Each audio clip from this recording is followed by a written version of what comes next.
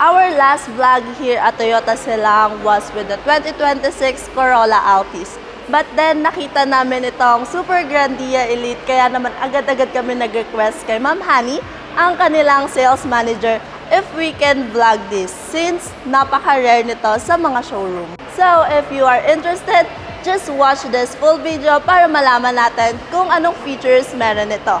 And what's new in 2026 since it was first launched way back August of 2019. And if you are interested in any Toyota vehicles, you may contact Ma'am Ann or Ma'am Honey, or you can also visit here at Toyota Silang. But before we start, just a short summary sa mga hindi pa familiar sa hierarchy ng ating Toyota vans. So sa pinaka-bottom, we have the flat-nose Hi-Ace that costs 1.5 million. Then the Commuter Deluxe MT costs around 1.9 million. Then the GL Grandia costs 2.4 million. The GL Grandia Tourer, ito yung mas mahaba and with high roof, costs at 2.6 million. Then the Super Grandia, ito yung elegant vanilla, yung standard cost is about 3 million. And this one, the top spec Elite, costs 3.4 million. Next in line is the Alphard, but that is a different model, entirely costs almost 5 million. So if you want luxury van and you want to save for almost 1.5 million from an Alphard, let's check yung mga features nitong ating SG Elite, starting with the engine. It uses the highly durable and reliable 1GD FTV, a 2.8-liter turbo diesel engine mated to a 6-speed automatic, which is the same engine ng Fortuner, LC300, Hilux, and Innova, producing 176 PS and 450 Nm of torque.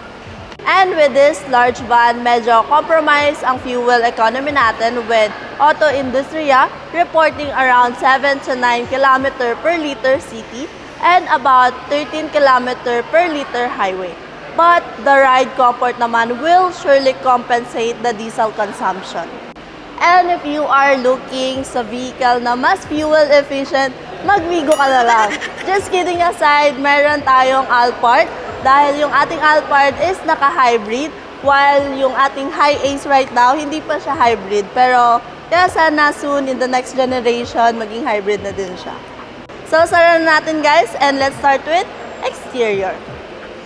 For our color option, we have black, white pearl, silver metallic, and just add 15,000 for this luxury two-tone. So first impression, car bodies here in our front pasya, napaka-VIP looking niya and also very elegant. We have this very large front grille here. Pwedeng-pwede kayo guys manalamin here.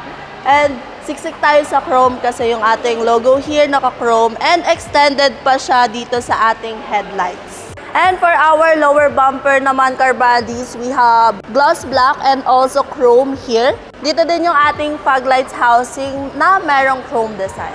So sa mga features naman here car bodies, we have ADAS sensor, 360 camera, and 2-eyed sensor here. At pagdating naman sa ating headlights, we have turn signal na naka-halogen na and the rest LED na kagaya nung sa ating fog lights, park light, and yung low beam and high beam natin na naka-projector with auto leveling. Also guys, kung mapapansin nyo, meron din tayong headlight washer here, which is very rare na siya sa mga sasakyan ngayon.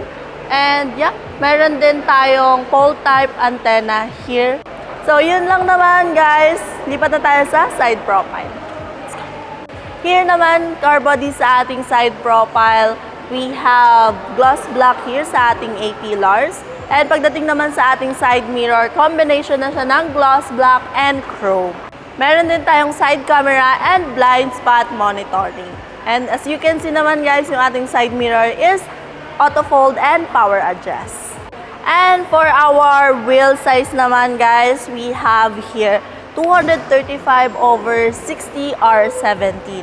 And kung mapapansin nyo yung ating rims, ayan, naka-two-tone tayo here. We have gloss black and glossy silver design. For our braking system naman, we have all-disc brake. And for our suspension naman, we have MacPherson sa harap and multi-link naman sa ating likod. And kung mapapansin nyo guys, yung design natin, meron pa rin tayong two-tone here. And meron din tayong chrome design. And speaking of chrome, chrome na din yung ating door handle which is smart entry na. And here's our key fob. So we have lock and unlock here. And also meron din tayong power sliding door. So para ma-open natin yung ating sliding door, i-hold lang natin to. Tada! Ayan. So, hindi na tayo mahihirapan buksan, di ba? Hindi siya mabigat. And kung isasara natin siya, ganito lang siya, guys. Automatic na din siya magsasara. Perfect. And kung mapapansin nyo, guys, ayan, napakalaki ng ating windows here. Ayan. Kaso lang, hindi siya pwedeng i-open kasi full glass lang siya. So, naka-green glass tayo here. So, nakakabawas siya ng UV rays or yung sinag ng araw pag tumapat sa atin. Also, yan, car bodies, kung mapapansin nyo, diba, napakalaki ng ating van here. And for that, let's check naman yung ating dimension. And for our dimension, we have 5,300 by 1,970 by 1,990 millimeters, 3,210 millimeter wheelbase, and 175 millimeter ground clearance. Here naman, car body sa ating rear end, kung mapapansin nyo, elegant pa din yung ating design katulad sa harap, pero medyo may pagka-boxy na siya tignan and napaka-wide nung body niya. Simulan naman natin dito sa taas. And we have our spoiler here, wipers, and also yung ating third brake light and yung ating defoggers. Ayan, hindi pa din mawawala yung ating chrome. We have chrome logo here and also chrome design dito sa ating area.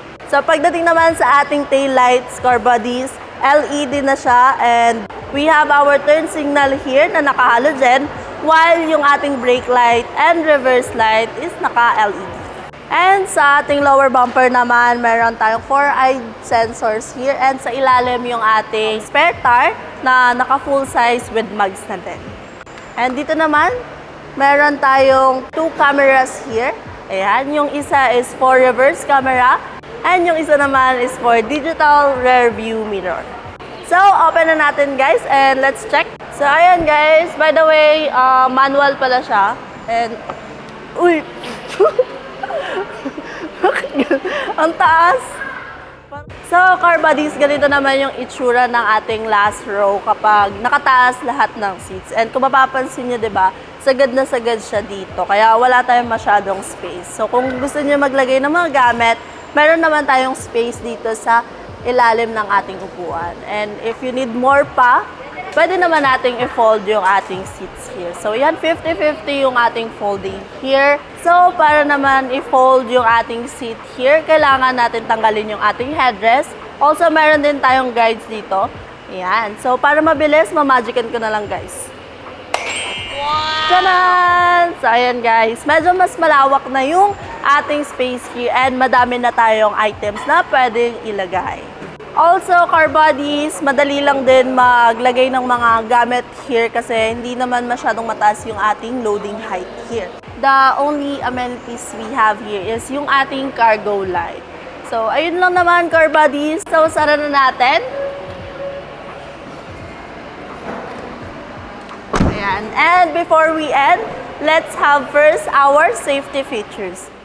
One distinct difference ng Elite variant from standard Super Grandia is the availability of TSS or Toyota Safety Sense, which includes pre-collision system, lane departure alert, auto high beam, adaptive cruise control, blind spot monitor, rear cross traffic alert, and a 360 camera.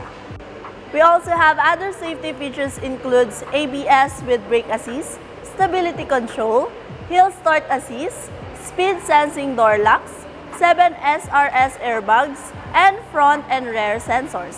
And that's all, car buddies. Tawagin na natin si Zara for the interior.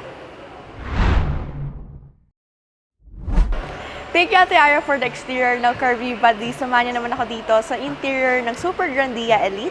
So, dahil nga alam nating van to, napakalaki talaga ng window. So, good for visibility na agad siya. So, sa door panel dito sa may driver's side, well, yung material used here are, ayan, dito sa taas is naka hard plastic, pero dito naman sa part na sa gitna and dito sa armrest is naka soft materials na rin siya. Ang maganda here is gawa nga Elite siya, exclusive lang tong wood accents natin na glossy, and meron na rin siya ditong silver accent. So yung windows natin dito is all auto up and down. And then dito na rin sa taas yung switches for the powered side mirrors. And sa baba naman, meron tayong bottle holder and big compartment. So overall, here we have 6 speakers. Ngayon, pasok naman tayo sa loob. So sa seats pala natin, naka-leather na siya with gray stitches and ang laki talaga ng space dito. Dito pala is naka 6-way power adjust tayo sa driver side and sa passenger side naman natin is naka 4-way manual. So even here guys, is meron na tayong malaking bolstering. Dito sa side ng dashboard natin is yung taas niya lang yung leather dahil dito sa baba is fake stitches na siya. So, ayan, kita nyo naman, hard plastic siya. And dito naman sa left side niya is meron tayong aircon vent with silver accent na glossy and cup holder. So, overall, curvy bodies dito sa van na to is meron tayong 21 cup holders. So, sa side niya naman is ayan, yung automatic na open and close dun sa side doors natin mamaya. And dito naman sa baba is meron tayong auto high beam and kung gusto niyo i-power off tong switches para hindi siya maging automatic. And sa baba, meron tayong yung fuel tank release tsaka yung hood release. Kanina pala curvy bodies dahil nga naka-heels ako, yan, medyo nahirapan ako. Pero buti may stepboard tayo and hindi siya ganun kadulas. And eto pala, dito makikita yung battery compartment natin. So, dyan yun na lang siya may access. Sa steering wheel naman natin, curvy bodies is same yung design niya sa Innova. So, meron tayo ditong leather wrap and yung wood accents natin here. So, ang ganda ng design niya. So, meron na rin tayo dito silver accents and yung chrome dito sa Toyota logo. And yung mga switches naman natin here sa steering wheel is meron tayong ADAS o yung Toyota Safety Sense. Dito naman is instrument cluster natin and yung sa baba niya is for the infotainment, yung mga voice command. So, sa stocks naman natin, yan parehas naka-automatic. Automatic headlight, automatic wiper, and check natin kung tilt and telescopic. So, ayan, tilt and telescopic, and so sobrang gaan niya. Check naman natin yung tunog ng horn. So, ayan, napakalakas. So, napakalakas ng ating horn dahil rinig siya sa bawat sulok dito sa kasa. Sa headliner naman natin, naka-light colored na siya. So, meron tayong 4 na grab handle. So, yan, sa dalawa and dun sa kabila, sa by passenger side. Yung ating visor is malapad siya with the document holder. And meron rin siyang kasamang vanity mirror and light. So, para mabuksan yung light, yan, pag binuksan niyo yung vanity mirror, same with the passenger side. So, sa gitna naman, meron tayong map light. So, para mabuksan, so pipindutin lang natin to. And ito naman sa doors, tsaka ito kung gusto nyo buksan lahat, pati yung nasa likod. And meron na rin pala tayo ditong sunglass holder. So, very cutesy. Sa rear view mirror pala natin is auto-dimming siya and may kasama na rin siyang digital. Sa dashboard naman natin, ayan, leather siya. Pero dito sa part na to is naka-soft material siya. And here sa side na to, meron tayong isang 12-volt socket and cup holder. So may cup holder din dun sa kabila. And yung ating glove box, ganyan yung itsura niya. So may wood accent siya and silver accent. So kapag binuksan nyo, ganyan siya. Hindi masyadong malaki yung opening, pero napakalalim naman ng space sa loob. So marami kayong pwedeng ilagay. As you can see guys, wala tayo ditong center armrest, pero meron tayong center tray and very yayamanin yung kanyang design. So dito lang yan sa Super Grandia Elite. Wood accent siya and may silver accent rin dito sa palibot. So pwede kayong maglagay dyan ng phone, wallet, or kung ano man gusto nyo ilagay dyan. And pag binuksan naman natin siya, ganyan yung space niya. Una nating makikita is yung tray na removable. So, ang ganda ng tray. Very quality din. So, wala tayo dito makikita ng 12-volt socket, pero tingnan nyo naman, napakalaki ng storage. Parang di yata mapupuno to sa mga gamit na ilalagay niya. And dito rin sa baba, meron tayong malaking compartment, tapos may divider na rin siya. So, pwede siguro dito sleepers, bag, kung ano mang kasya dito. And here, meron tayong another 12-volt socket, tsaka USB port na Type A. So, para pwede natin i-connect sa infotainment. And here sa upper part ng center console natin, yung design niya dito is all gloss black. So, meron tayo ditong shift knob na 6-speed automatic with silver accent and naka-leather na rin siya. So, meron tayo ditong Prince Charot, which is yung parking, reverse, neutral, tsaka drive. Kahit wala tayong drive modes, good thing is meron tayo ditong sequential, which is yung manual mode. And dito, naka-electronic parking brake na rin tayo with auto hold. So, ang buttons lang natin dito na pwedeng pindutin is yung traction control.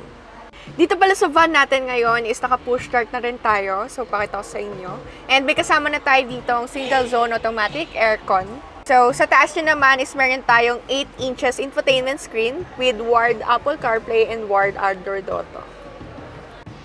In this day and age, sana in-upgrade na lang nila yung infotainment screen kasi gawa nga malaki yung van natin, sana mas malaki na lang din yung screen. Pero yan yung binigay. So, ang pwede nating makita dito, CarView Buddies, is yung sa settings. Pag pinindot natin, ayan, system, audio, display, tsaka yung Bluetooth. And ito yung home natin. So, pakita ko lang din pala sa inyo yung 360 degrees camera natin. So, pipindutin ko lang siya dito naman.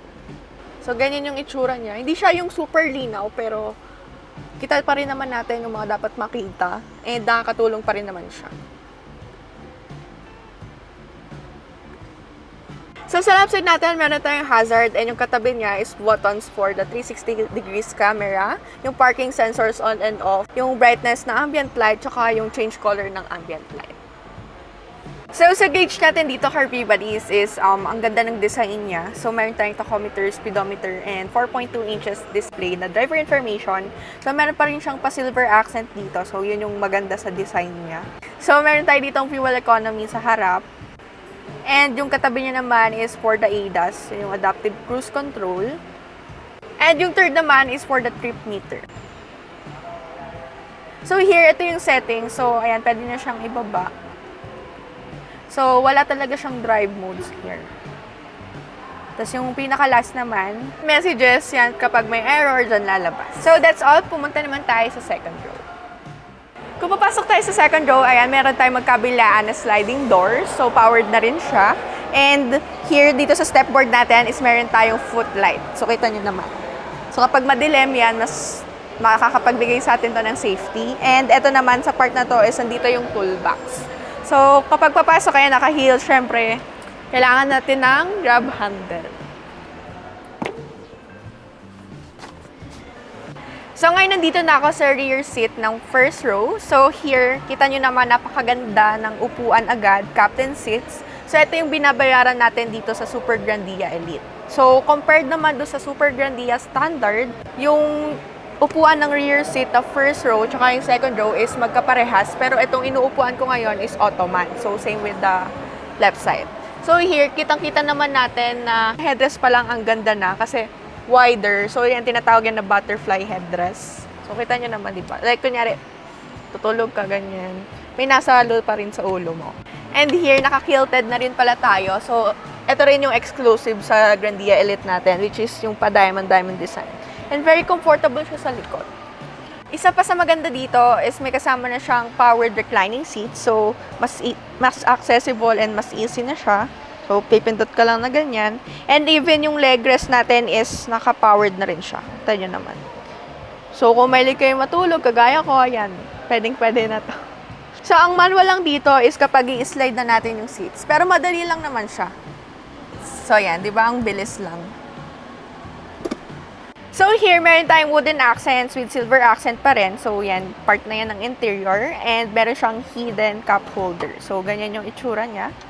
So isang cup holder dito, tapos lagay ng mga ketchup. Charot. Nang ano? Ketchup. Siyempre, joke lang! And here, meron tayong wooden accent and silver accent. So part na yan ng interior. So meron tayo ditong hidden cup holder.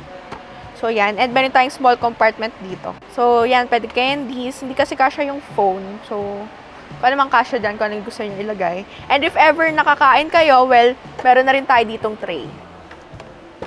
So, meron na rin another cup holder here. Yan, 2-4. Tapos, very secured siya. So, if ever na gusto nyo siya ibaba, pipindutin nyo lang yung switch dito. Then, push. Yan. So, ang ganda ng design niya. So, kasi nga, yan, wooden accent, napaka-glossy. So, if ever nalilinisin din natin siya, mabilis lang siya malinis. Dito naman sa taas, meron tayong rear display ng aircon. So, ayan, digital na siya. Meron na rin siya ditong clock. And ang pwede lang nating mapindot dito is yung fan speed. So, yung climate control natin is dahil nga single zone. So, doon lang yung sa harap. And dito naman sa left side niya is may settings tayo ng ambient light. Yan, magkabilaan, meron tayong tig-isang aircon vent. And kung makikita nyo yung bilog na yon, yan yung nano filter nila. So, para sa aircon, para luminis and mas fresh. So, meron na rin siyang kasamang hook. And yung reading light natin dito na 360. So, reading light natin, ang ganda oh. Gusto ko ng ganito sa kotse namin. So, yan. LED na siya. And yung pagbukas niya, medyo mabagal na biglang liliwanag. Faded and fade out. Now, check naman natin yung door panel. So, lipat lang sa kabila. Sa door panel natin, una nating mapapansin here is yung sunshade natin. So, ayan, napakalaki ng sunshade. Gawa laki ng window. And here, yung designs natin is hard plastic pa din. So, meron tayo ditong wood accent and silver accent. And sa baba naman niya is meron tayong ambient light. So, may bottle holder na rin tayo dito. And yung speakers natin nasa ilalim. So, may step seal tayo dito sa step board. And yan, yung grab handle natin dito, ang dami. So, may silver accent din siyang design. Sa likod pala ng driver's seat and passenger seat, meron tayong back pocket na plastic here. Tapos meron na rin siyang wood design and silver accent design. So dito sa likod ng center console natin is meron tayong additional 2 cup holders. So overall, kagaya nga na sinabi ko kanina sa inyo, is meron dito pwedeng ilagay na 21 cup holders or di kaya bottle. So siguro sa mga may kasamang baby, kasi nga 10 lang naman pwedeng umupo dito, siguro yung mga baby bottle yan, pwede nyo na rin dyan ilagay. And meron na rin tayo dito ang dalawang Type-C na USB port. So yan, kapag mag-charge kayo, nakakaupo dito, hindi na kayo mag-aaway kasi dalawa na yan. So, nakita ko rin pala na wala tayo ditong tunnel. So, very flat lang siya, yung apakan. And here, napakalaki ng space natin. Kahit na hindi natin isagad to pa likod. Tingnan nyo naman. Diba? Ang laki ng space. Siguro ako 5 flat, pero siguro kung uupo dito 5'10", siguro okay pa rin naman yung space sa kanila kasi nga sobrang laki. So, check naman natin yung second row. So, dito sa second row ng backseat natin, ganito na yung itsura ng captain seat niya. So, hindi na siya butterfly na headrest. And manual na rin pala yung adjustan niya. Yan. So, yung slide and recline niya, yan, both manual. So, meron tayong aircon vents, grab handle, tapos yung hook. So, meron tayong another hook for the sunshade. So, meron na rin siyang sariling sunshade. Ayan. So, may reading light na rin tayo dito. Pwede kayo mag-share nung nasa likod. Kasi 360 naman yan. And here, meron tayong 2 USB port na Type-C, same with the other side. So, yan, tigisa kayo nung nasa likod para hindi kayo magagawan. So, meron tayong cup holder here and patungan ng phone. So, very wide yung patungan ng phone kasi isang dangkal siya. Pwede siya tanggalin. So, yan, hidden items or kung may ilalagay man kayo dyan. Diba ang galing? Pwede pala yun. So, here, nandito pa rin yung wood accent natin, silver accent, tsaka yung ambient light. So, dito siya nag-i-stop. Naka-kilted pa rin naman yung ating captain seats here sa likod. And, natataas to. So, both yan. So, sa baba, meron tayong stopper ng mga seats para hindi maguntugan yung mga upuan. And, yan lang naman yung makikita natin dito. So, punta naman tayo sa last row. So, ngayon nandito na ako sa last row and 4 yung pwedeng umupo dito kasi 4 naman yung headrest. And yung knee room ko, yan, isang dangkal at konti pa. Yan, ganyan. Tapos, yan, ganyan lang yung space sa headroom. So, ngayon, ang napansin ko dito is dalawa yung dome light natin. And yung speaker natin dito, nasa taas na siya. So, yung pang 5 and 6 speakers natin nasa taas. And meron na rin tayong sariling aircon vents, magkabilaan, tsaka meron tayong retractable na hook. So, very satisfying yung tunog niya. Yeah. So, dito naman sa baba is meron tayong 2 cup holders sa pinaka-side. So, para siyang hidden. Yung comfort naman ng seats natin dito is okay naman kasi nga naka-leather na. So, hindi pala siya nare-recline pero kung wala namang mauupo, ayan, pwede natin siya i-50-50 folding seat. So, pa-side. So, mas malaki yung space ng cargo natin sa likod. So, yun lang naman. Balik tayo kay Ate Ara. So ngayon tapos na namin i-vlog yung Super Grandia Elite with the exterior and interior with Ate Ara. Gusto lang ulit namin mag-thank you kay Ma'am Ann and kay Ma'am Honey. Gawa pinayagan niya agad kami makapag-vlog ulit at makabalik dito sa Toyota Silang. And also sa mga interested dyan, ipa-flash na lang namin sa screen yung kanilang contact details or you can visit here at Toyota Silang. So, anyway, bago tayo magtapos, kung hindi pa kayo nakasubscribe sa aming YouTube channel, kindly like, share, subscribe, and hit the notification bell para lagi kayong updated sa aming upcoming videos. So, yun lang guys. See you on our next videos! Bye!